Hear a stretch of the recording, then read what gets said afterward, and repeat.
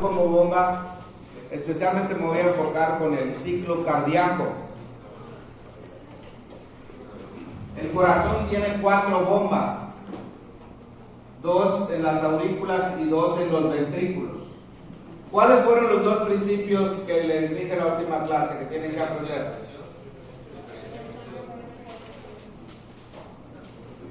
La sangre se mueve a favor de el gradiente de presión. La sangre se mueve por una diferencia de presión. ¿Y el segundo qué es? ¿Se olvidó? Sí, siempre se mueve de mayor a menor. Sí. El primer principio es que la sangre o cualquier cosa sin necesidad de energía se mueve de más a menos. Mayor presión a menor presión.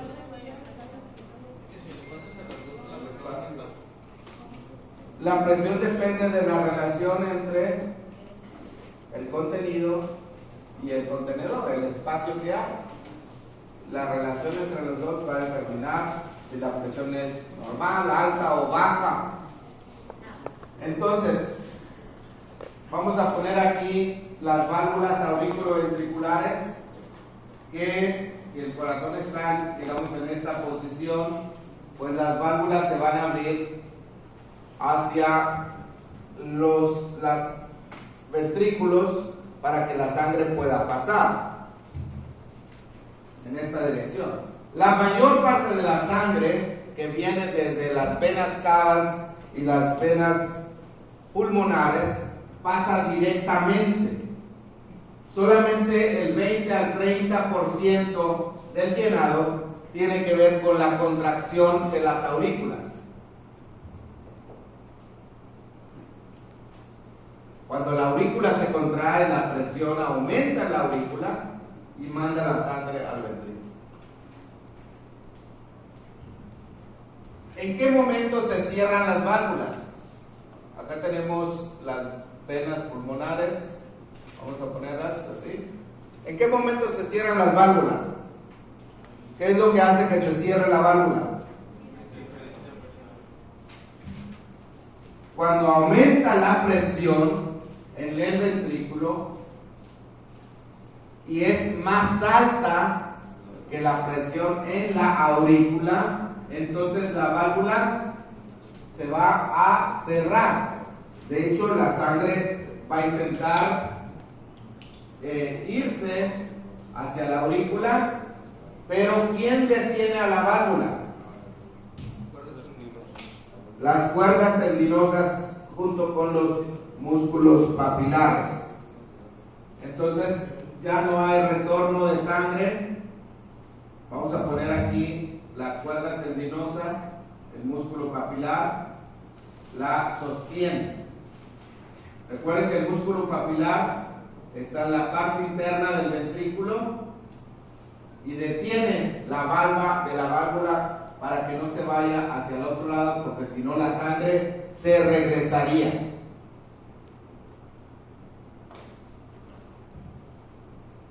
Cuando se cierra esta válvula mitral y tricúspide, se escucha un ruido. ¿Qué ruido es? Cuando se cierran las válvulas auriculoventriculares, se escucha el primer ruido. El loop, cierre de las válvulas auriculoventriculares. En ese momento, jóvenes, todas las válvulas están cerradas. Ponla en pantalla completa, por favor. ¿Cuántas fases tiene la sístole? ¿Cuántas fases tiene la diástole? 3. Bueno, aquí solamente hay 5 figuras. Estas son las figuras que pongo en el examen. Así que presten la atención, por favor. En lugar de tener 6, tenemos 5. Porque la fase de llenado rápido y lento la estamos poniendo en una sola fase. ¿Cuál sería? dice ahí final de la diástole.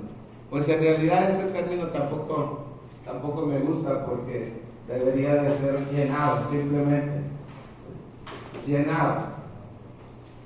Corresponde al llenado rápido y al llenado lento.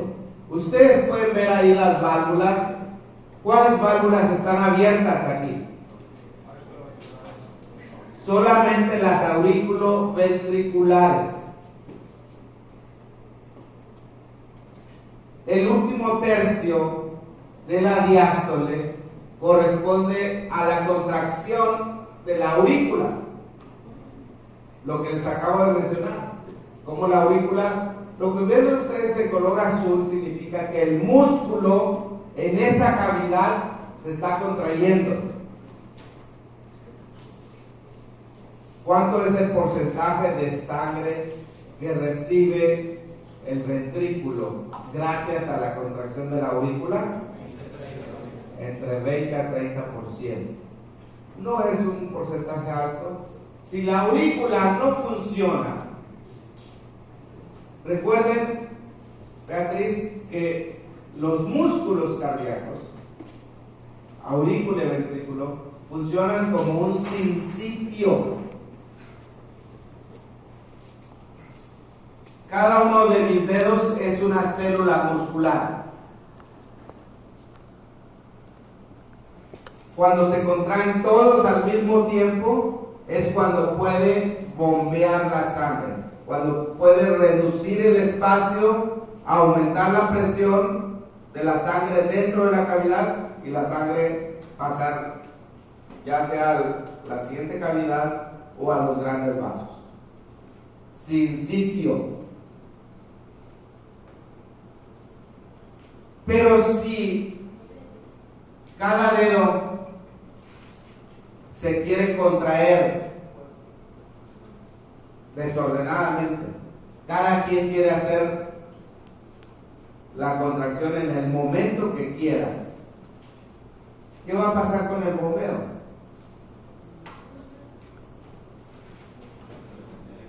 ¿Hay bombeo o no hay bombeo? Son miles de células. No hay sincronía en la contracción. Entonces no hay bombeo. A ver, ¿ustedes llevaron primeros auxilios? Sí. Ok.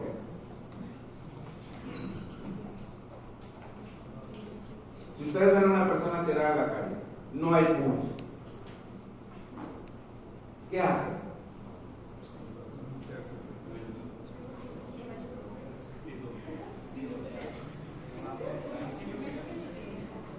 ¿Qué hacen? No hay pulso. Llamo a la ambulancia. ¿Compresiones?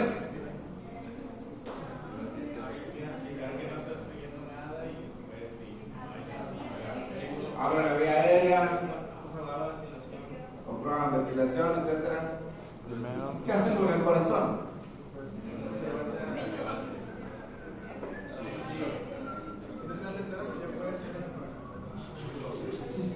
¿Cómo se llama eso? ¿Fibrilación o desfibrilación? Desfibrilación. ¿Qué es fibrilación? ¿Sonido? No, no es sonido. Una contracción asincrónica de las células. Es lo que les acabo de mostrar con mi mano. Las células sí se están contrayendo, pero cada quien se contrae cuando le da la gana. Y eso es lo que pasa en la vida cuando cada quien quiere hacer las cosas y no seguir las indicaciones que se dan. Pues no llegamos a ningún resultado. Tiene que haber sincronía. La fibrilación, las células sí se están contrayendo, pero asincrónicamente, por lo tanto no hay bombeo. Y eso es igual a tener asistolia. ¿Qué es asistolia?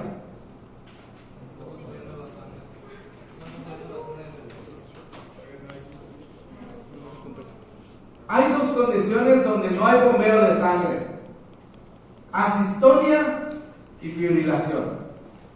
Asistolia no hay nada de actividad. Las células no se están contrayendo, están paralizadas. Es sin, sistolia, sístole. Fibrilación y asistolia. Cuando tú ves a un paciente tirado, no tiene pulso, no sabes si tiene asistolia o si tiene fibrilación. Y el manejo es diferente. Entonces, ¿qué aprendieron en primeros auxilios? Dígame. No como nada. Está pendiente que las próximas clases llegues a usar. Bueno, no, después de que regrese. A ver, fibrilación. Si está fibrilando el paciente, ¿qué le van a hacer? Pues desfibrilarlo. Claro. Esos equipos que hay en muchos lugares, aquí deberíamos de tener aeropuertos, centros comerciales, ya cada vez es más común, salva la vida a las personas. Y muchos de ellos, al momento que le pones, realmente te das cuenta si está fibrilando o no. La fibrilación se resuelve con un desfibrilador. La asistolia, hay que dar masaje. Y claro, si estás en el hospital, pues medicamentos. Si un paciente no estaba en fibrilación y le das una descarga eléctrica, pues a lo mejor lo que va a suceder es que ahora va a fibrilar y entonces hay que tener cuidado. ¿Sí? Claro, pues muchas veces lo que haces es una prueba y error. O sea, vamos a ver. Ahora, a lo que quiero llevarles, Omar Eliel Gómez Terrazas. ¿Será lo mismo la fibrilación de la aurícula que del ventrículo?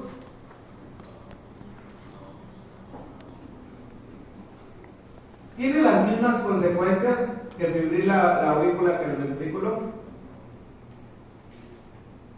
Santiago Castro. No. Ok.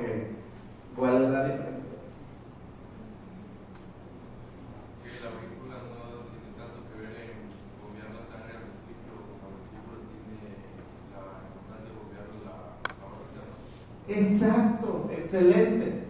Si la aurícula fibrila, pues la consecuencia va a ser que se va a reducir el llenado del ventrículo. ¿En cuánto? ¿Qué porcentaje?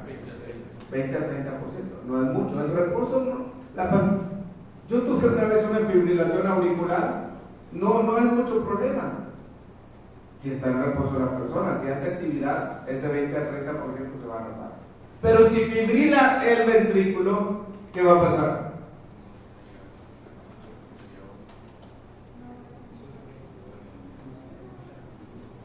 Recuerden, cuando hay fibrilación no hay bombeo. ¿Y qué va a pasar, Giovanna? Con lo que dijo tu compañero. Si fibrilan los ventrículos, no llega sangre a tu cuerpo, ni a los pulmones, ni al resto del cuerpo. Y es como si la persona está en paro. Paro cardíaco es no sabes si es fibrilación o asistolia. ¿Okay? Bueno, pero ya saben qué es fibrilación y qué es asistolia. Entonces, estas figuras jóvenes tienen que entenderlas muy bien, porque estas son las que vienen en el examen. Y tienen que entender la posición de las válvulas, si están abiertas o cerradas, y la actividad del músculo, si está contraído o relajado. En la primera figura, ¿cómo está el músculo de las aurículas? Relajado. ¿Y el de los ventrículos? También, o sea, las 4 cavidades, el músculo está relajado. En la segunda figura, ¿cómo está el ventrículo? ¿Relajado o contraído? ¿Y la aurícula? Contraída. ¿Cómo están las válvulas aurículo-ventriculares aquí? La primera y en la segunda, también. Está llegando sangre al ventrículo. En la tercera figura, si se fijan, estas 3 corresponden a la sístole ventricular. Sístole ventricular. ¿Cómo están las válvulas auriculoventriculares? Cerradas. Y las semilunares también están cerradas. ¿Por qué se cerraron las AV? Pues ya lo dije, el aumento de la presión hace que se cierren. Recuerden que las válvulas se abren y se cierran debido a una diferencia de presión. Entonces, préstame tu termo, por favor. Vamos a decir que este termo lo pueda yo comprimir y que sea el ventrículo. Si lo aprieto, está totalmente cerrado. No tiene válvula de escape. No. Si lo aprieto mucho, ¿qué pasa con la presión? Aumenta poquito o nada, mucho. ¿Qué aumento hay? No tiene para dónde escaparse el líquido, la sangre. Lo aprieto. La presión aumenta tremendamente. ¿Cómo se llama esa fase?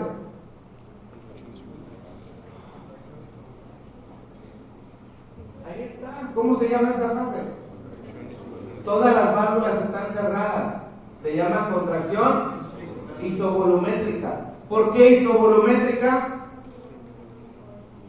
¿Iso qué es? Iso es igual que igual volumen, el volumen no cambia. Entonces, ¿por qué no cambia el volumen? No tiene para dónde ir, ¿verdad? Están cerradas todas las válvulas.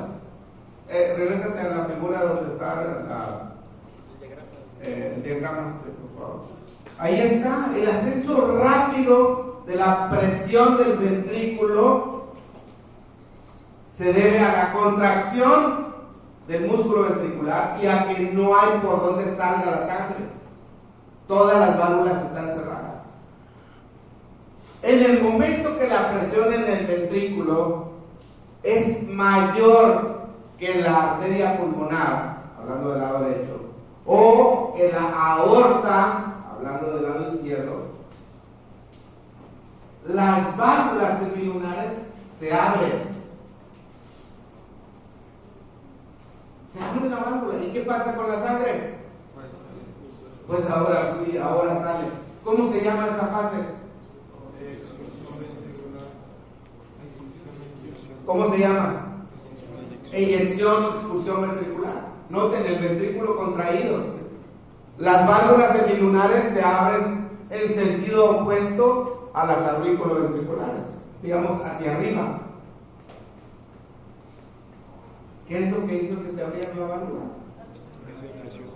No nada más es la presión, recuerden, es la diferencia de presión. La sangre sigue saliendo, el músculo se sigue contrayendo, pero la presión ahora llega a un punto máximo. ¿Cuánto sería el punto máximo? Regrésate la figura. No, el punto máximo no es 80. 120. El punto donde se abre la válvula aórtica es 120. Perdón, 80. Y el punto máximo es 120. La presión en la aorta está a 120, 80, 120, no, 80. En el ventrículo es 120, 0, 120, 0, 120, 0.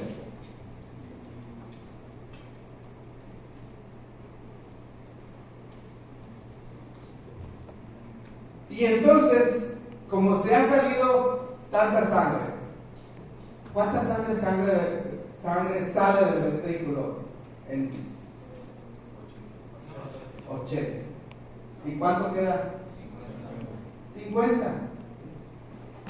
Como ya es tan poquita la presión ahora, se reduce y la presión en la aorta y la presión en la arteria pulmonar ahora son mayores que en los ventrículos. ¿Y qué va a suceder con la válvula? Se va a cerrar. Vean cómo allí las flechas indicando la sangre está intentando regresarse por el gradiente de presión. ¿Y qué ruido se escucha, Alexis? Segundo. El segundo ruido. Cierre de las válvulas centrales. ¿Cuál se cierra primero? No. ¿Aórtica o pulmonar? Recuerden, lo dije antier, es las del lado izquierdo se cierran primero, aórtica. Muy bien. Okay. ¿Cómo está el músculo en esa última fase? Relajado. ¿Cómo están las válvulas? Las 4 válvulas, ¿cómo están? Cerradas. Entonces, ¿hay cambio en el volumen? No. ¿Cómo se llama esa fase? Relajación isovolumétrica. Relajación isovolumétrica. No cambia el volumen. Y entonces de ahí, de la última, nos vamos a la primera. La sangre que todo el tiempo está llegando a la aurícula hace que la presión de la sangre en la aurícula sea mayor que en el ventrículo. Y en la primera figura, entonces, las válvulas aurículo-ventriculares se abren. ¿Qué ruido se escucha cuando se abren las válvulas aurículo-ventriculares? No. Ninguno. Cuando se abren las válvulas no se escucha ruido.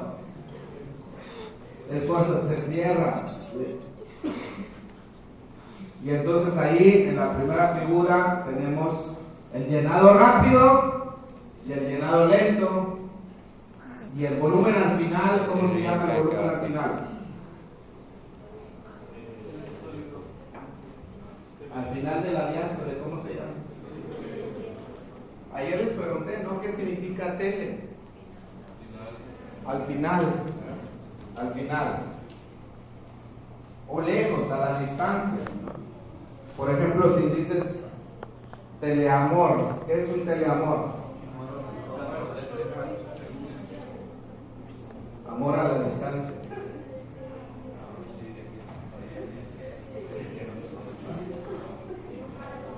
¿Funciona eso o no funciona?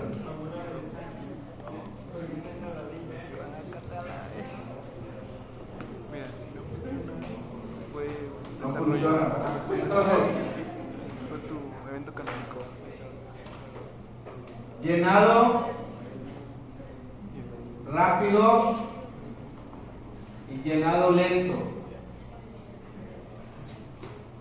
En esa figura que está ahí dice final de la diástole. Pues no me gusta ese término, porque final de la diástole realmente está acá. ¿Cómo se llama esta parte? Sístole auricular o contracción auricular. Hay unos que van a decir contracción auricular. Lo del teleamor se puede funcionar, ¿eh? Depende de cómo se porta. Entonces, ¿cómo se llama el volumen que está aquí, justo al final?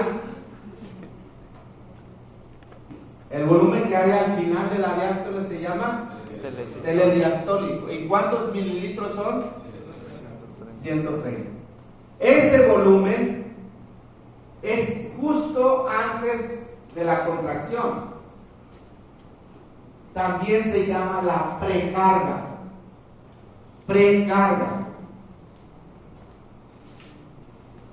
130 mililitros. Iba a borrar, pero mejor dejo el corazón. 130 mililitros al final. Mande. Entonces, cuando la sangre entra en los ventrículos, antes de que se contraiga, se llama precarga. Digo, las películas.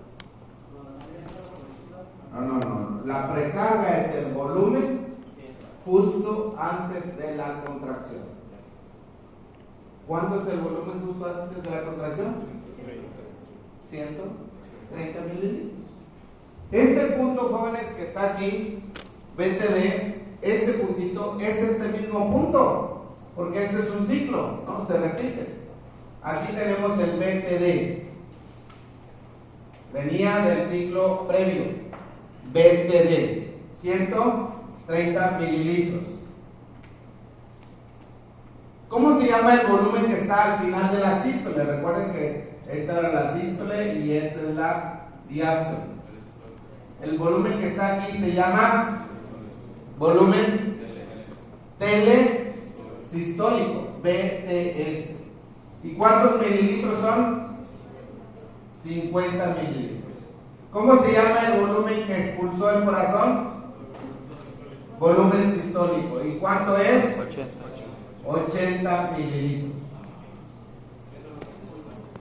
80 mililitros es lo que expulsa. ¿Qué porcentaje de lo que había al final de la diástole o justo antes de la contracción es expulsado por el corazón? Ya lo decimos, ¿no? ¿Qué porcentaje de lo que había justo antes de la contracción corresponde al volumen expulsado? ¿Qué operación matemática tenemos que hacer? Una regla por 3. Sí, una regla de 3, pero entonces 80 entre 130 mililitros, ¿cuánto nos da?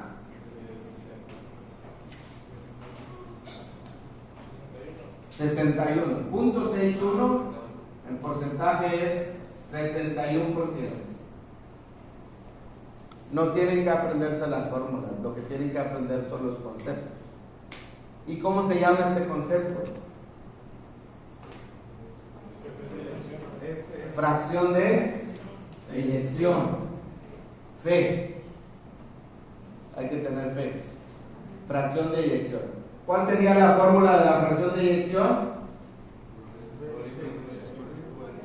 Volumen sistólico entre volumen telediastólico, claro, multiplicado por 100. O también lo puedes escribir como BTD menos BTS entre BTD. Alguien creo que me preguntaba por qué una cosa. Pues esto es esto. La diferencia entre estos dos, BTD menos BTS, o sea, 130 menos 50, ¿cuánto nos da? BS. No son fórmulas, son conceptos. Un corazón bien entrenado, aptitud física, ¿qué va a hacer con la fuerza del corazón, con el músculo? Entonces, en lugar de bombear 61%, va a bombear 70, 80%. Miren, ¿cuánta sangre necesitamos en reposo? Se llama el gasto cardíaco. Gasto cardíaco, hay una fórmula para gasto cardíaco que sería el volumen sistólico por la frecuencia cardíaca. Tampoco necesitan aprenderse esa fórmula, aprendan el concepto. Si a ti te preguntan, bueno, dime, Alexis, que tienes sueño, ¿cómo le harías tú para calcular el volumen de sangre que está bombeando tu corazón en un minuto? ¿Quién sabe? ¿Qué haría? Sin ninguna fórmula, ¿qué haría? A ver, dime cuánta sangre está bombeando tu corazón cada minuto. ¿Qué tendrías que saber?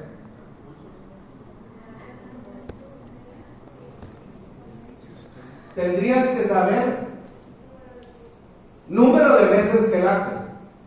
¿Sí? ¿Qué más?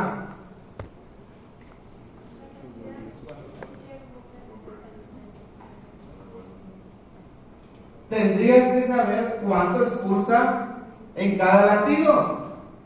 Entonces dice, ok, en un latido expulsa 80 y lo hace 70 veces. 80, 160, 240. ¿Cuánto es el total? 5.600. Excelente. ¿Sí? 80 mililitros por latido, en cada latido, multiplicado por 70 latidos por minuto. ¿Qué pasa ahí con los latidos? Al multiplicar, matemáticas de kinder, se cancela, muy bien. Y entonces, ¿qué tenemos al final? 5.600,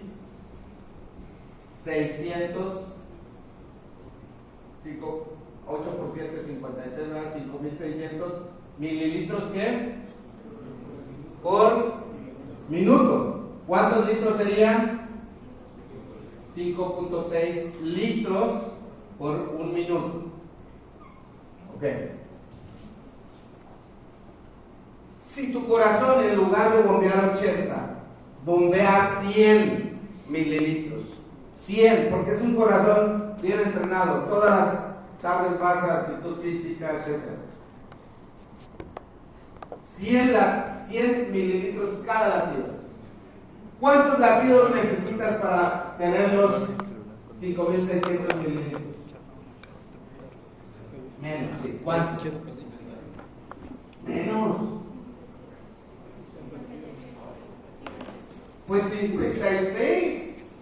¿Sí? Porque si tú multiplicas 100 por 56, ¿se fijan cómo es que el hecho de que tu frecuencia baje de un corazón bien entrenado, ¿no? De un corazón que está bombeando más sangre, porque si tienes bradicardia y tu corazón no es sano, pues bradicardia no es bueno así nada más porque sí. Un corazón entrenado, bradicardia es muy bueno. Más tiempo de descansar tu corazón. Fíjense que hay estudios que han visto que los especies animales, no sé si en el ser humano también, pero el número de latidos total de la vida, número total de latidos, está más o menos predeterminado. O sea que hasta ahí no llegas tanta cantidad de latidos ilícitos. Pues se imaginan cómo menos latidos, porque tu corazón es bueno, pues vives más. ¿Sí o no? Hace sentido, ¿no? Bueno, miren, las siguientes figuras no las voy a repasar porque ya no nos da tiempo, además no va a haber receso, como les dije, para poder salir a las 8:40. Pero aquí, en lugar de mirar en forma horizontal los eventos, ahora los vamos a ver en forma vertical. O sea, ¿qué sucede en la diástole? En la parte de llenado rápido y lento, ahí están las cosas. Son los dos primeros tercios, la presión aórtica disminuye, tienen que ver dónde está la flecha de cada uno de ellos. Inicia con la apertura de cuáles válvulas, válvula CB. ¿Y cuál ruido se escucha ahí al inicio del llenado? Al inicio del llenado, ¿cuál ruido se escucha? Ninguno. Es apertura de válvulas CB. Las presiones auricular y ventricular son bajas. Aquí lo rojo y la línea discontinua negra. El volumen aumenta rápidamente y después lento, por eso se llama así. La onda P ocurre aquí al final. Creo que eso vale la pena también que se lo recalque. Y puede ocurrir un tercer ruido cardíaco. Así están cada uno de ellos. Regrésate por favor a la figura, al diagrama. Ok, muy rápidamente, lo vamos a ver un poquito más tarde. PQRST son ondas de actividad eléctrica. Recuerden que aquí tenemos dos tipos de actividades, eléctrico y mecánico. El ruido es algo mecánico, monocardiograma. El único eléctrico es el electrocardiograma. La onda P, ¿qué representa la onda P? Despolarización ¿de qué? De las aurículas. La actividad eléctrica de los tejidos excitables, específicamente del músculo, sucede antes de la actividad mecánica. O sea, la onda P va a preceder a la contracción. Entonces, P es despolarización ¿de qué? Auricular. Y después de la despolarización auricular vamos a tener la contracción auricular. Señala ahí por favor la contracción auricular, doctor. Contracción auricular no estamos viendo realmente la contracción, estamos viendo un efecto de la contracción que es la onda A. La onda A se eleva la presión ligeramente en la aurícula por el efecto que ya dije, se comprime y entonces eleva la presión. Onda A, contracción auricular. Noten dónde inicia la onda A. Aquí, en este punto. ¿Dónde inicia la onda P? Un poquito antes. Un poco antes. Primero es la actividad eléctrica y luego mecánica.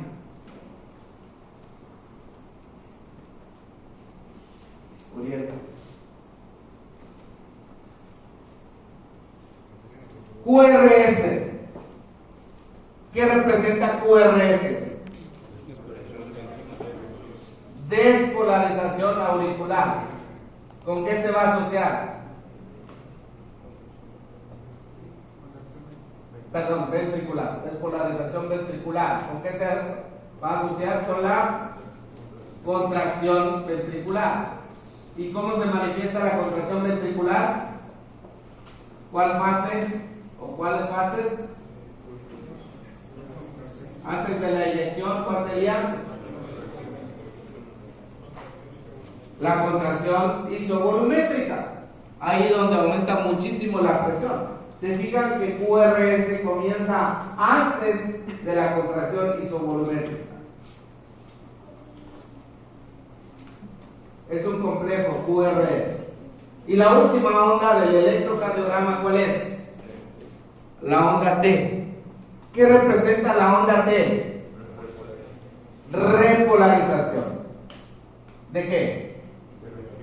¿Aurícula o ventrículo? Del ventrículo.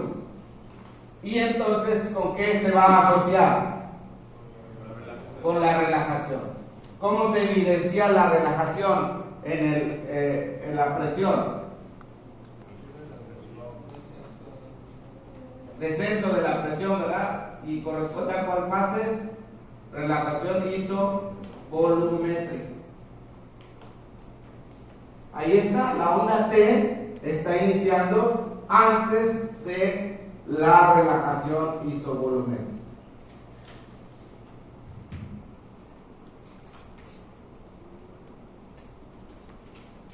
Vamos, por favor.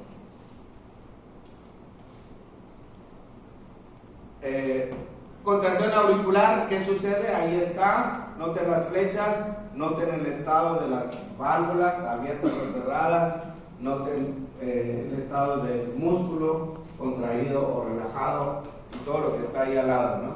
Siguiente, la contracción ventricular isométrica o isovolumétrica es la primera fase de la sístole. La siguiente, por favor, la inyección, ahí está. Todo lo que sucede. La siguiente, que es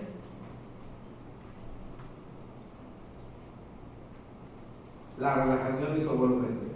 Y volvemos otra vez al llenar. La siguiente, ok, asas de presión volumen. ¿Qué significan esto? Dale, por favor. Aquí el tiempo ya no importa.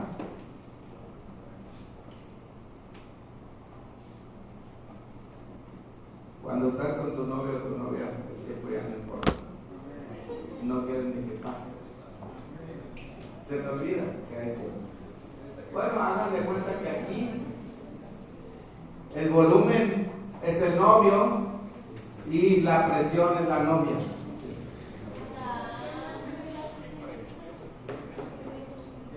Él es masculino, la es femenino, el volumen, la presión. Curvas de presión, volumen. Si el volumen cambia, la presión va a cambiar. A mayor volumen, mayor presión, lógicamente. Aunque depende, Alexis, del espacio que tengamos.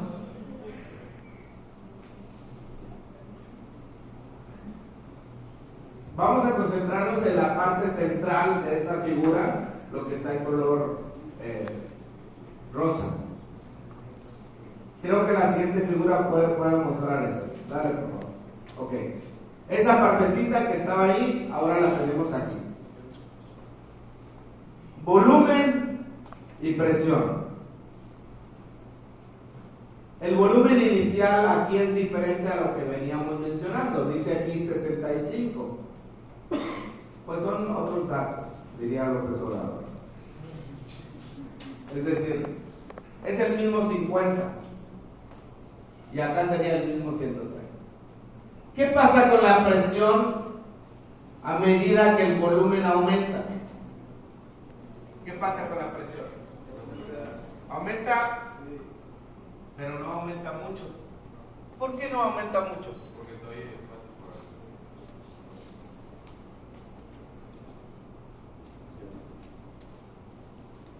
Porque no hay espacio por ahí. Porque estamos en la fase del llenado. Todavía hay espacio para ir acomodando. Es como cuando comienzas a ponerle líquido a un globo. Al principio no aumenta mucho la presión porque hay espacio donde ir acomodando ese líquido. La última parte, ¿ven que hay un pequeño aumento de la presión? ¿Por qué? ¿Quién mandó sangre al ventrículo? La aurícula. Ahí está.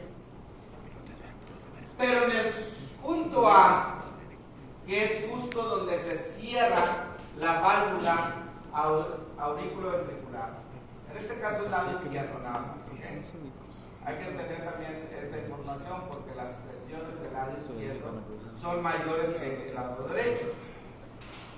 En este punto se cierra la válvula mitral. El resto de las válvulas está cerrado. ¿Qué pasa con la presión?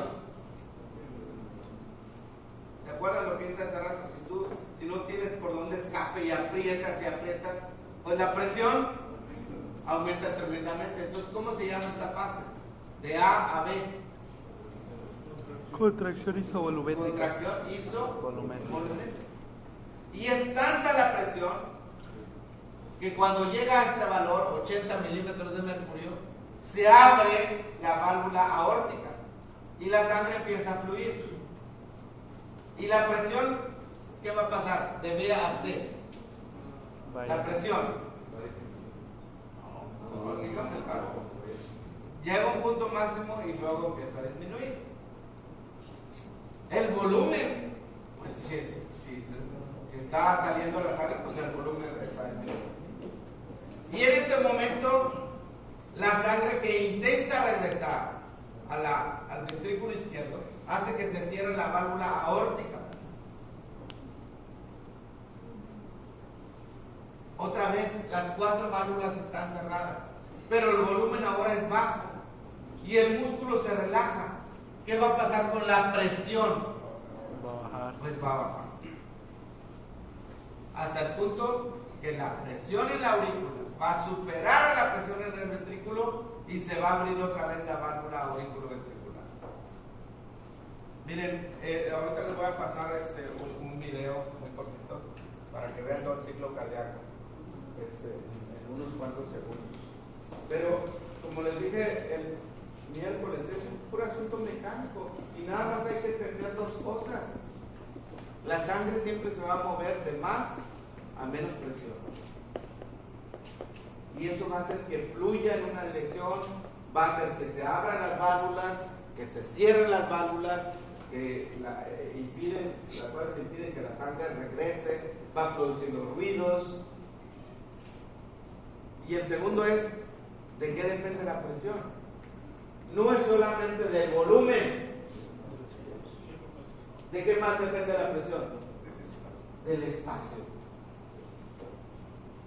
La relación entre lo que hay y el espacio que hay. Siguiente. Dale, frecuencia, pues ni modo que no sepan. Volumen sistólico, ya lo hemos dicho. Telediastólico, dale. Telesistólico, ya hablamos de todo eso. Dale. Y eso es BTD. perdón, F, fracción de dirección, BTD menos BTS, que es el volumen sistólico, lo normal, 60-65, menos de 60, algunos dicen que hasta 50 todavía, pero menos de 50, ¿cómo se llama un corazón que tiene una fracción de menos de 50? Corazón insuficiente. Siguiente. Gasto cardíaco es lo que expulsa en un minuto el corazón. Precarga, ¿qué es la precarga?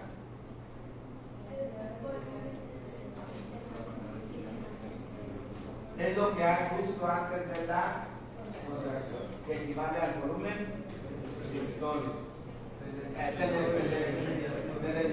Volumen telediástolo. Postcarga, ¿qué es?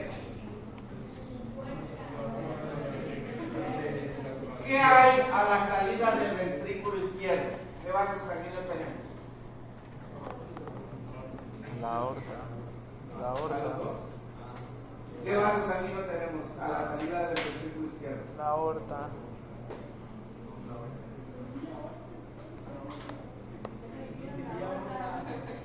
Si la aorta fuera muy estrecha, ¿qué pasaría con la presión del ventrículo? Aumentaría. Tiene que ser más fuerte. Entonces, todo lo que esté más allá de los ventrículos, Primera rama de la para vencer la fuerza, se llama postcarga. ¿Y la contractilidad qué es?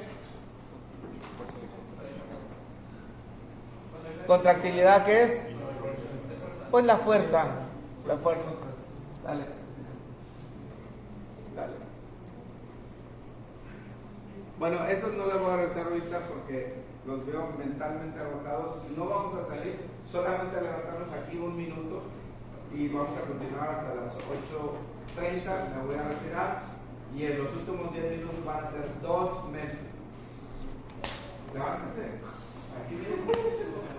Una persona me dijo: ay, es que yo no sabía que pasábamos lista los 2 periodos. Pues no sé qué clase está tomando, pero estoy poniendo asistencia a los 2 periodos.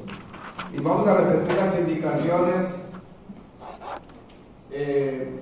no joyas, no alhajas, no pantalón, no shorts, cabello recortado.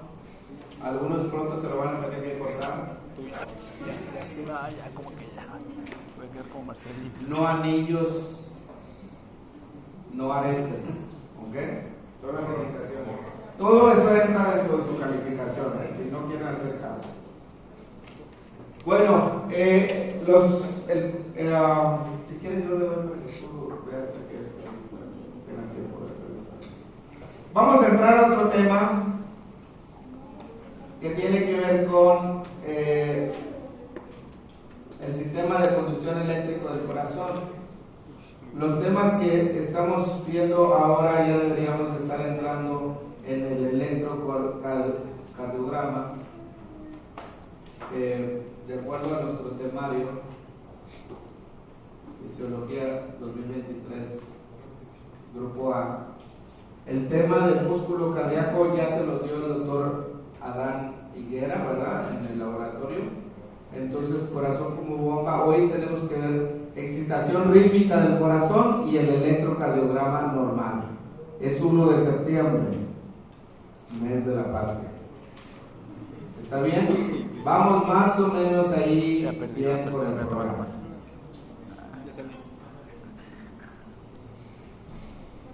Bueno, este tema es muy cortito.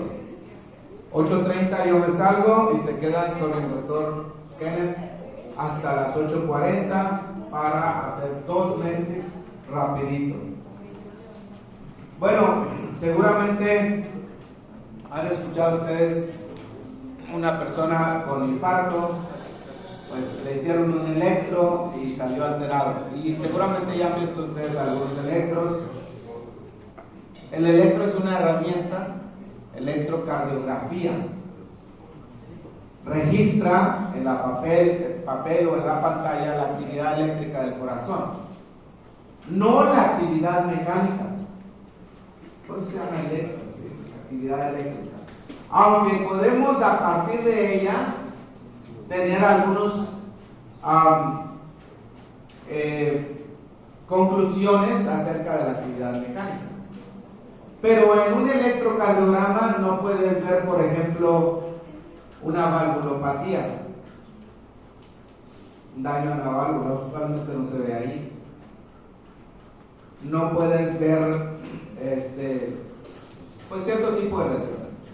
Sí puedes ver zonas de necrosis, o sea, ver, así entre comillas, donde está ocluida una arteria y en consecuencia haya disminución del flujo, necrosis, isquemia, necrosis.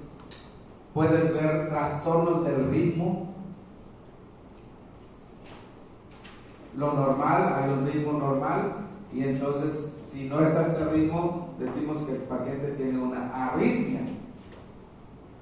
Podemos ver aumento de la frecuencia, disminución de la frecuencia, alteraciones de la vía de conducción.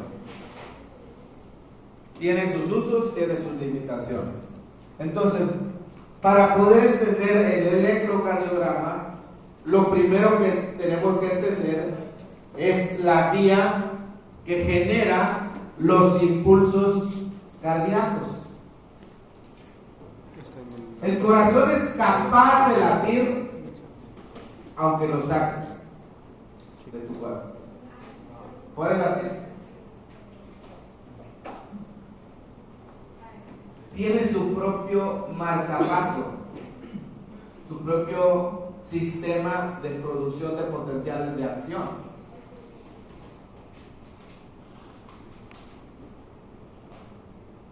Todo inicia con las células autorrítmicas.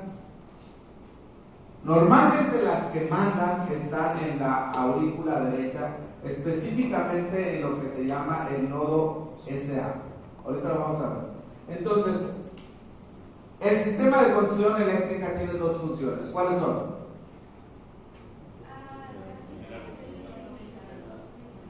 Dos funciones. Uno es generar los impulsos y dos, transmitirlos. Hay dos tipos de potenciales, el rápido y el lento.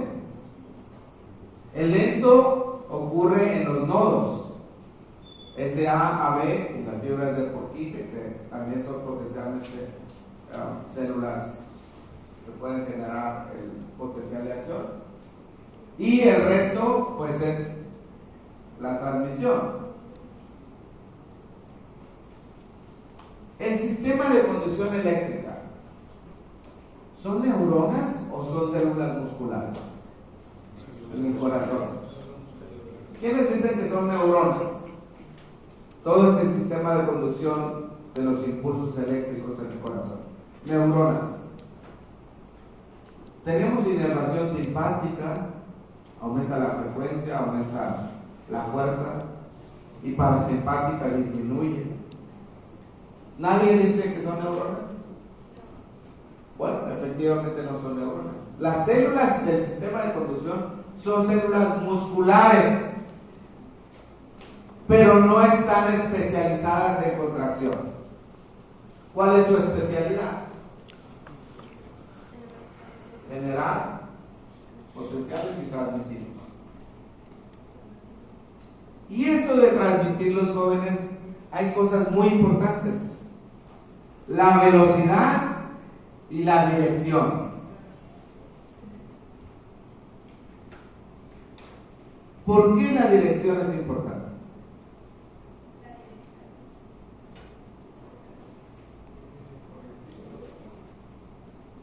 ¿Por qué?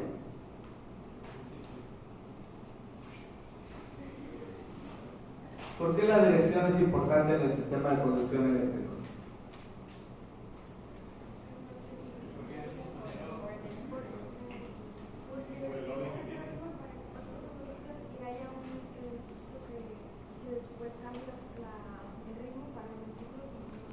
Exacto, tiene que comenzar en un lugar, seguir en el otro. ¿Sí?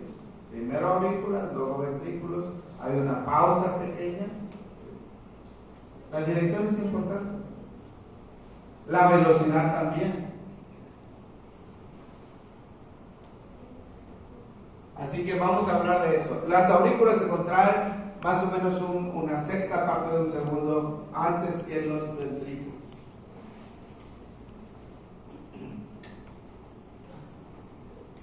Las células marcapaso tienen 3 fases, 0, 3 y 4. Ya se los dibujé creo que el otro día, pero aquí tenemos los potenciales de acción, que son potenciales lentos o rápidos. Lentos, porque la fase 0 no es tan rápida, no asciende tan rápido como ocurre en los potenciales rápidos. Aquí tenemos, miren, eso en verde es un potencial de acción de una célula marcapaso. La fase 4, si se fijan, dice potencial de reposo, entre comillas. Nunca está en reposo. Llega al punto más bajo, como menos 50 milivoltios, y enseguida vuelve a subir hasta llegar al umbral, que está en menos 40, y produce otro potencial de acción. Termina, llega al punto más bajo, y otro, y otro, y otro. Giovanna, yo creo que te vas a tener que cambiar para acá, por favor. Acá, al lado de tu compañero.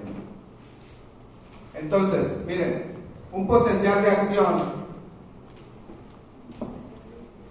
del músculo ventricular que tiene un verdadero reposo, la fase 4 es totalmente plana.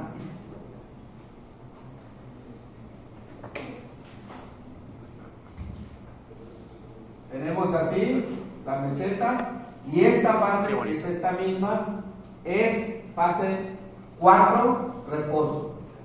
Pero en las células marcapaso tienes el potencial de acción, llegas aquí al punto más bajo, y esta fase 4 no es plana, sino se despolariza de manera espontánea. Es una gran diferencia.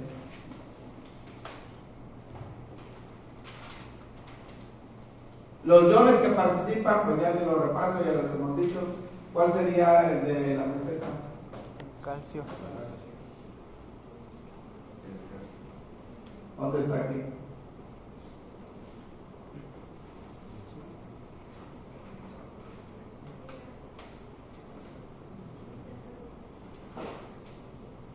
Potenciales marcapaso. ¿Tienen meseta? No tienen meseta. ¿Tú ibas a preguntar algo? Ok, entonces, aquí nada más participan los de...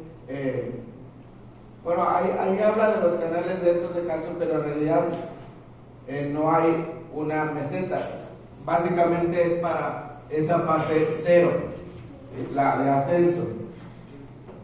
En la fase 0 entra el sodio y el calcio, pero no hay meseta. ¿Okay? No hay meseta. Lo que está en rojo es el potencial rápido, para que se pueda comparar. Bueno, ¿cuáles son los componentes del sistema de conducción? Tenemos en primer lugar el nodo o nódulo SA, las vías internodulares o internodales, el nodo AB, el haz de His, y después este haz de His se divide en 2 ramas, derecha e izquierda, hasta que llegan a la punta del corazón. El corazón es como un triángulo, tiene una base y tiene un vértice o una punta, pero después el potencial de acción regresa. Vamos a representar al corazón así, ¿verdad? La base de los ventrículos y el vértice. El potencial viene para acá y después regresa. Y finalmente, en la última parte del sistema de conducción están las fibras del Purkinje, las cuales hacen contacto con las células musculares propias. Recuerden, el sistema de conducción está especializado en generar y en conducir. Finalmente, ¿a quién le llega ese impulso? Pues a las células musculares. ¿Y cuál es la respuesta de las células musculares? Contracción. La contracción. Y tiene que haber vías de aurícula a aurícula, de aurícula a ventrículo, y seguir toda una secuencia para que se contraigan primero las aurículas y luego los ventrículos. Lo que ven en amarillo ustedes aquí es el sistema de conducción eléctrica.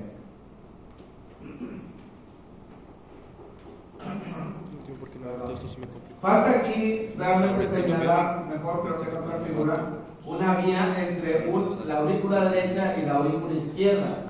Pero estas tres que vemos aquí claramente son las vías internodales o internodulares.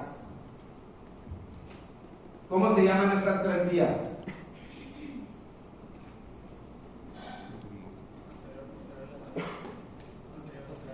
Anterior, media y posterior. Anterior, media y posterior. Permiten llevar el potencial de acción rápidamente del nodo SA A la B. al nodo AB. En su recorrido, pues las vías están haciendo contacto con el músculo de la aurícula. Y la respuesta del músculo de la aurícula es la contracción. Y con el otro aurícula, pues sería la vía internodal no señalada. ¿Qué pasa cuando el impulso llega al nodo AB?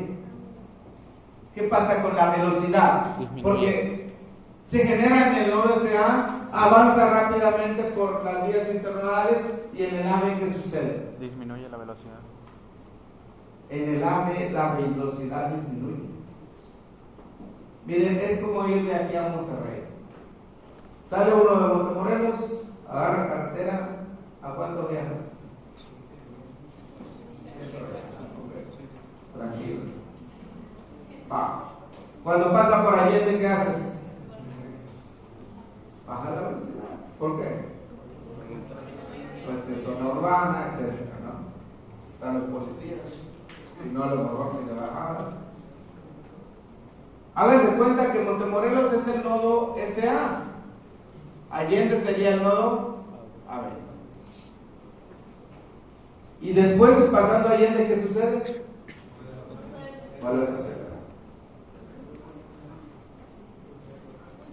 Vías o ramas, perdón, derecha e izquierda, hasta finalmente llegar a las fibras de Purkinje. Y de esta manera, el sistema de conducción eléctrica hace contacto con todas las células musculares. Además, recuerden que las células musculares funcionan como un sitio porque pueden pasar el potencial de acción muy fácilmente de una célula a otra. ¿Por qué el nodo SA es el marcapaso normal? ¿Por qué el nodo SA es el marcapaso normal? ¿Alguien nos quiere contestar? ¿Por qué?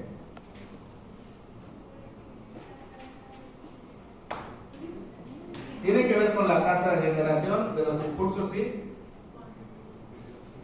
Laura. Porque es la que alcanza una frecuencia más alta que las demás. Tiene una frecuencia más alta que los demás. ¿Y eso qué? A ver. Vamos a poner aquí los impulsos. Este corazón va a latir 30 por minuto. 30 potenciales de acción por minuto. Voy a poner potenciales en lugar de latidos. Potenciales de acción por minuto. Vamos a imaginarnos que aquí están los 30. Estas otras células van a latir a 60 potenciales de acción por minuto. O sea, ¿qué va a pasar con la frecuencia? Va a ser más rápida.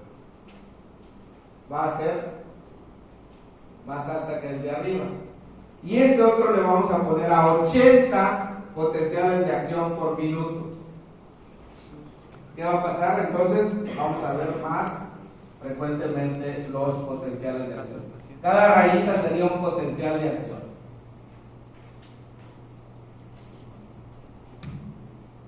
Ahí comienza todo. Es mandar el impulso, es la señal. Es la chispa. Estas células van a excitar a las demás células. ¿Cuál de ellas va a mandar? LSA. 30, 60, 80. El 80, LSA. El que tenga la frecuencia más alta es el que manda, es el que lleva el ritmo. Porque cuando este produce, digamos, el primer potencial, este sería el 0, este ya produjo ¿cuántos? 2. Para este tiempo. ¿Cuántos produjo? 2. ¿Y este? 4. Pues tal vez 4. ¿Se fijan? El que tenga la más alta frecuencia para producir los potenciales de acción es el tejido que va a determinar cuánto va a ser la frecuencia. Es muy fácil que ustedes digan, ¿por qué el nodo SA es el que marcapaso normal? Pues es que es el primero en la vía. Sí, está bien, es el primero. Pero la razón por la que es el marcapaso normal es porque es el que tiene la mayor frecuencia de producir potenciales de acción.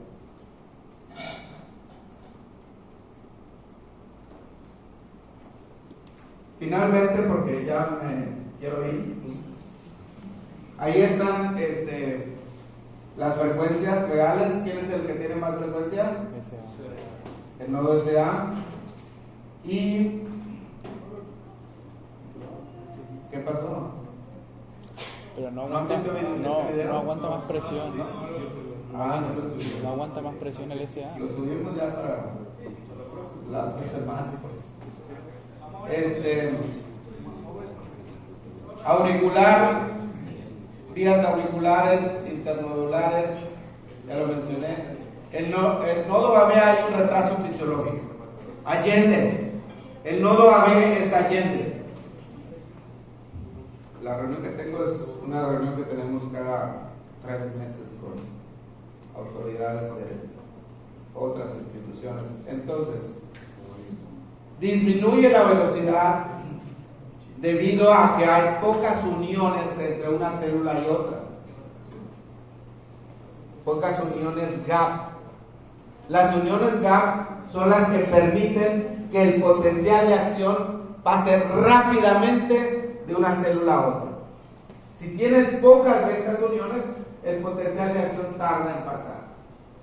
Y entonces se hace un freno. La velocidad que llevaba disminuye. ¿Cuál es el propósito del retraso fisiológico? Comenzó en las aurículas. Permite que las aurículas se contraigan antes de que los ventrículos. Ese tiempo, esa pausa para que se contraiga la aurícula y mande la sangre al ventrículo. Imagínense que no hubiera esa pausa, porque hay situaciones, vías aberrantes, donde el impulso se va por otro lado y llega muy rápido a la aurícula, al ventrículo, perdón. ¿Qué pasaría si no hubiera la pausa? Puede ser taquicardia, pero no fibrilación.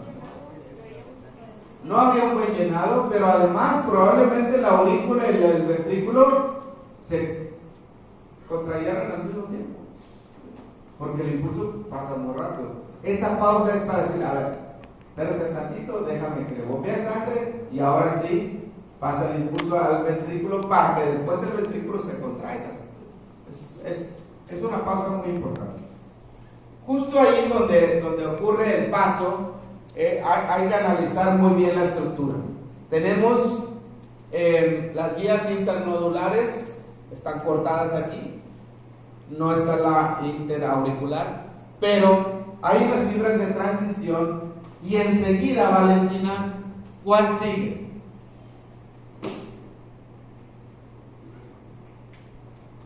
El nodo AB. Enseguida está el nodo. Ahí es donde tenemos la más baja transmisión de los potenciales. Presten atención a esos números. Desde el nodo SA hasta el nodo AB, ¿cuántos segundos tardó en llegar el impulso? Ahí dice, ¿cuánto llegó? 0.3 segundos. La distancia, pues, digo, no es una distancia grande, pero es una distancia mucho mayor que lo que mide el nodo AB. Y en el nodo AB, ¿cuánto tiempo tarda en pasar el impulso en el nodo AB? ¿Punto 12? No, réstale el punto 03 que ya venía. ¿Cuánto tarda? Punto 09. O sea, en un pedacito tan pequeño tardó punto 09. En el otro, que es un tramo más largo, tardó punto 03. O sea, vas de aquí a Allende, te tardas 10 minutos. Y solo en pasar a Allende te tardas media hora. Así más o menos es. Como 3 veces más en un pedacito pequeño. Bueno, ahora sí me voy. Por favor, doctor, conéctate. Y van a hacer el mail primero de